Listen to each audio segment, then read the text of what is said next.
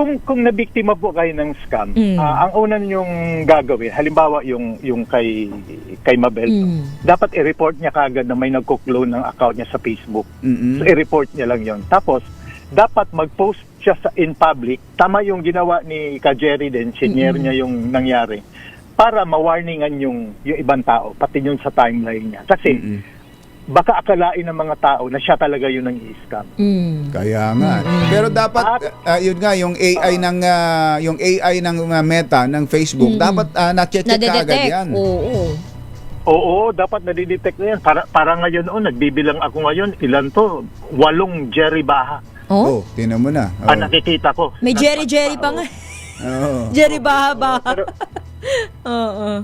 So ito yung dapat mga account na to kasi mga halatang mga clone 20 friends, 20 followers. So, 'di ba? Dapat alam na to ng Meta, dapat i-delete na kagad. Delete ka agad. Ng Meta tong mga ganito.